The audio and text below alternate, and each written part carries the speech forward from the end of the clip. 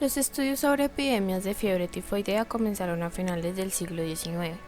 En 1879, el patólogo Carl Joseph Eber descubrió el bacilo de la Salmonella typhi, que infecta los intestinos y la sangre causando fiebre tifoidea.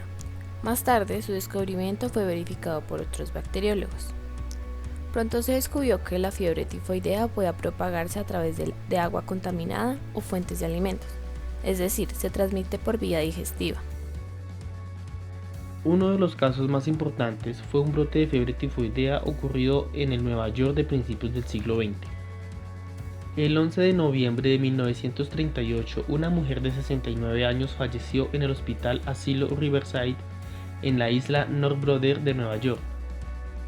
Se llamaba Mary Mallon, había permanecido 23 años allí y bautizada por la prensa como Mary la tifoidea.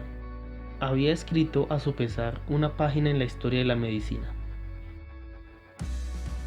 Mary Mallon nació el 23 de septiembre de 1869 en Copstone, Irlanda. Sus padres eran John y Catherine Egon Mallon. Mallon emigró a los Estados Unidos en 1883, alrededor de los 15 años de edad, viviendo con un tío y una tía. Como la mayoría de las mujeres inmigrantes irlandesas, Mallon encontró trabajo como empleada doméstica.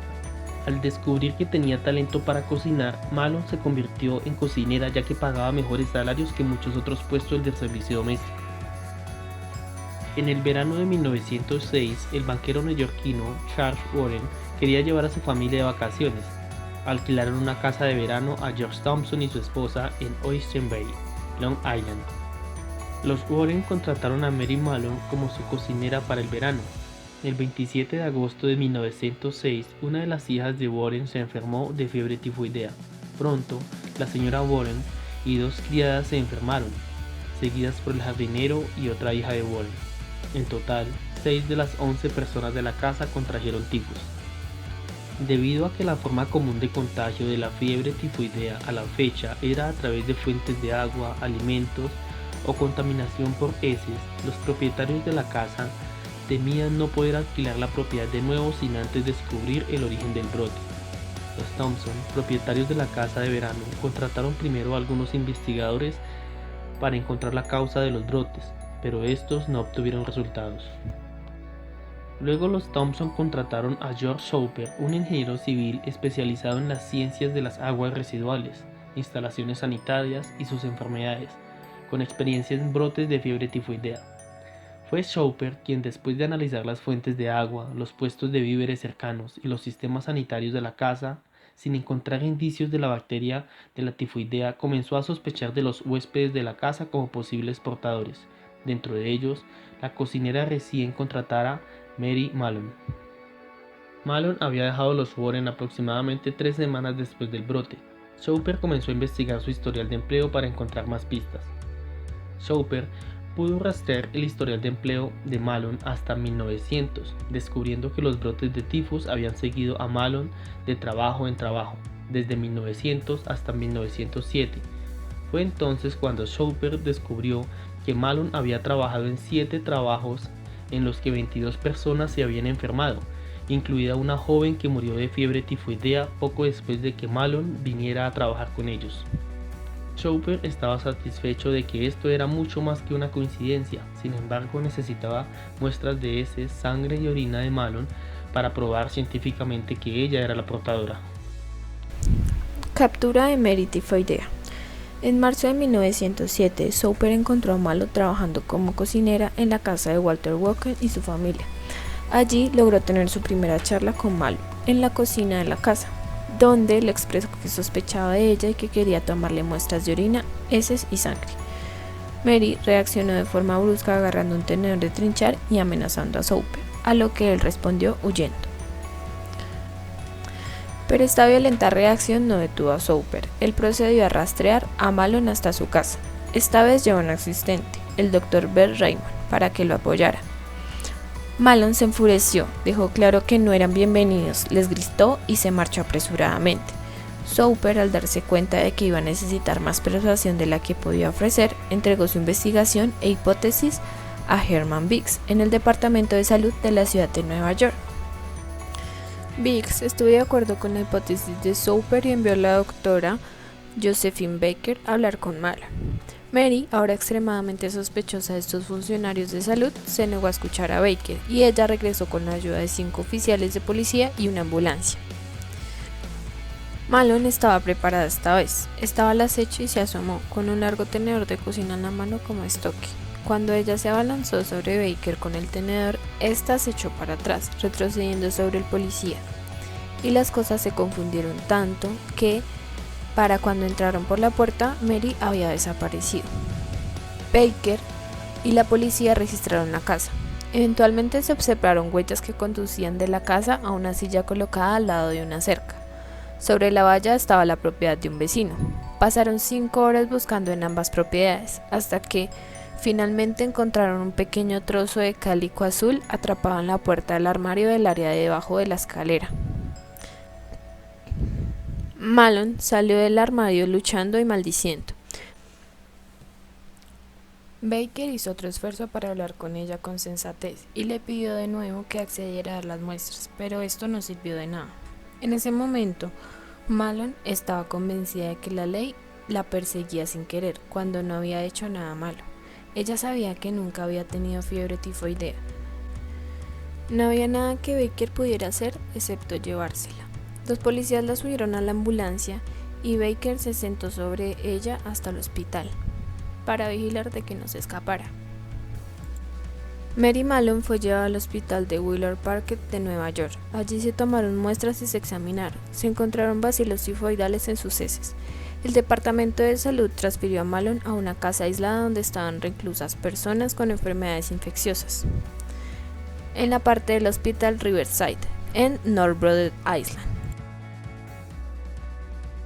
Mary Mellon, o María Tifoidea, fue tomada por la fuerza y retenida sin juicio en contra de su voluntad.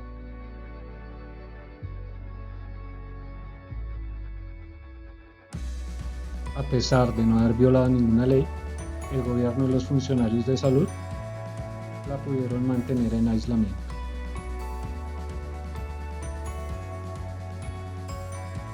Para poder encerrarla, se valieron de la Carta Gran Nueva York, basados en los poderes de las secciones 1169 y 1170 de la Carta Gran Nueva York, la cual indicaba: la Junta de Salud utilizará todos los medios razonables para determinar la existencia y la causa de enfermedades o peligros para la vida o la salud, y para evitar los mismos en toda la ciudad, indicaba el artículo 1169.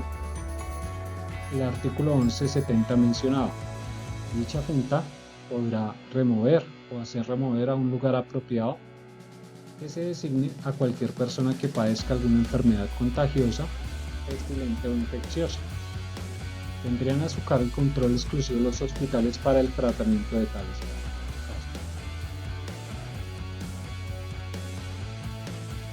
Esta carta se escribió antes de que alguien supiera de los portadores sanos o asintomáticos, es decir, personas que no manifestaban síntomas, pero que portaban una forma contagiosa de la enfermedad y que potencialmente la podían transmitir.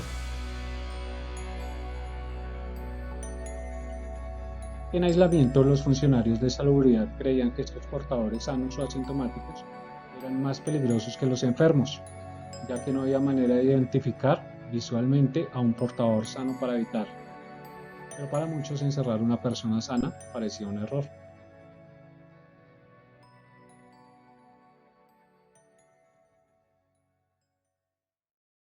Aislada en North Broad Island, Mary Mellon creía que estaba siendo perseguida. Ella no podía entender cómo había causado la muerte de muchas personas que llevaban una enfermedad de la cual nunca tuvo ningún síntoma, nunca tuvo fiebre y siempre estuvo saludable. Obligada a vivir confinada, como si tuviera la peor de las enfermedades, y tan solo con un perro solitario como compañero, María solo pudo resignarse. En 1909, después de haber estado aislada durante 2 años en North Broad Island, Mellon demandó al Departamento de Salud,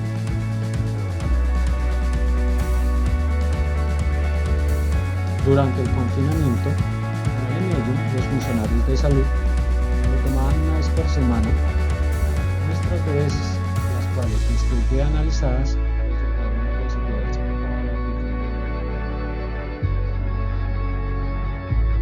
Sin embargo, May no se quedó quieta, ella también recolectó sus propias muestras de heces, llevándolas a un laboratorio privado, donde estas resultaron negativas para tifidea. Sintiéndose saludable con sus propios resultados de laboratorio, no creyó que estaba siendo retenido injustamente, en unos exámenes que soportaban su afirmación. En una comunidad cristiana como la de aquella época, hubo un mantener confinado y encerrado en una montaña defensa.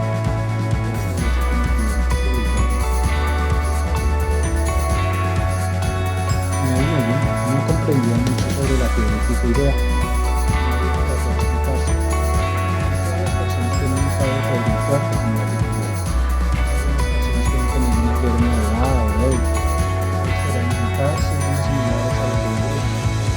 Alguien pudo haber tenido fiebre tifoidea y nunca haberlo sabido.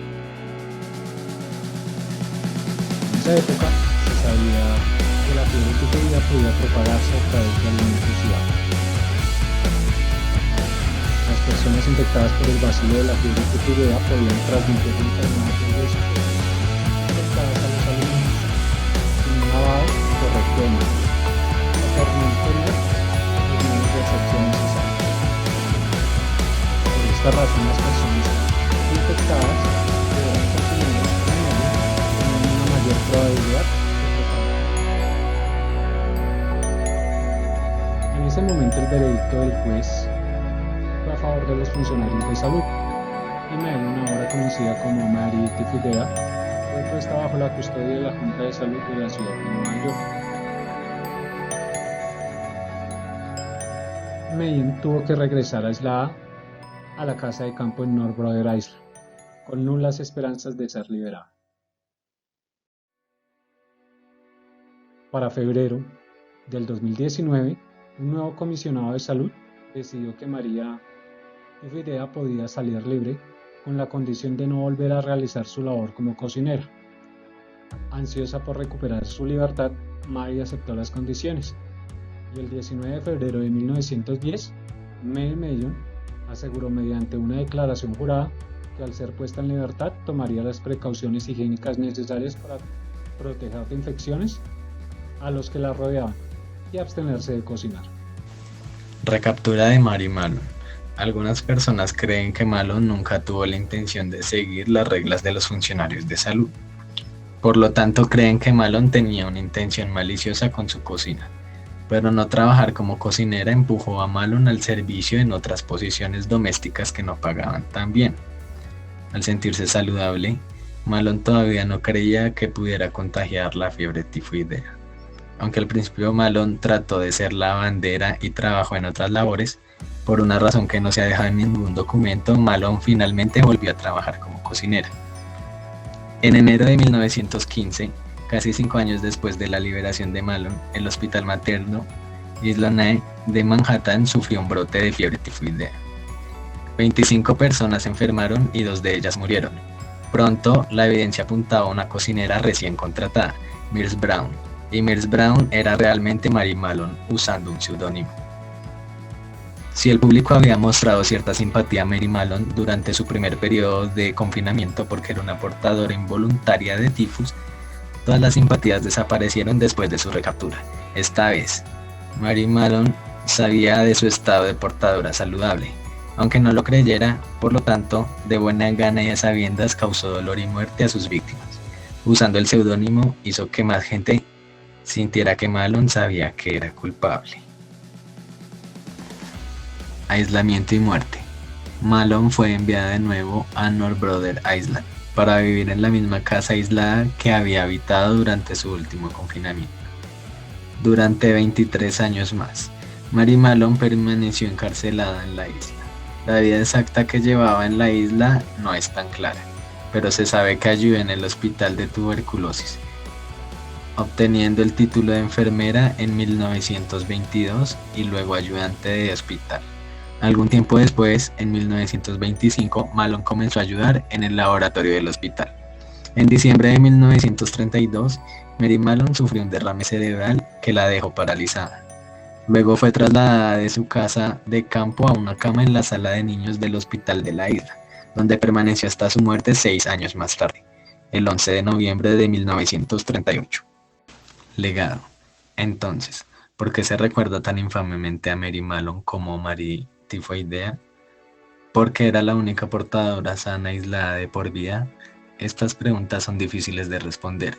Judith Leavitt, la autora de Marie Tifoidea, cree que su identidad personal contribuyó al tratamiento extremo que recibió de los funcionarios de salud. Leavitt afirma que había prejuicios contra Mallon no solo por ser irlandesa y mujer, sino también por ser doméstica, sierva, que no tiene familia, que no es considerada una fuente de ingresos, que tiene mal genio y que no cree en su condición de portadora. Durante su vida, Mary Mallon sufrió un castigo extremo por algo en lo que no tenía control. Y por la razón que sea, ha pasado a la historia como la evasiva y maliciosa Marie Tifoidea.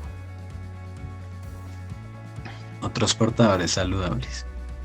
Aunque Mallon fue la primera portadora encontrada, no fue la única portadora sana de tifoidea durante ese tiempo. Se calcula que entre 3.000 y 4.500 nuevos casos de fiebre tifoidea fueron reportados solo en la ciudad de Nueva York, y se estimó que alrededor del 3% de los que tenían fiebre tifoidea se convirtieron en portadores, creando entre 90 y 135 nuevos portadores al año.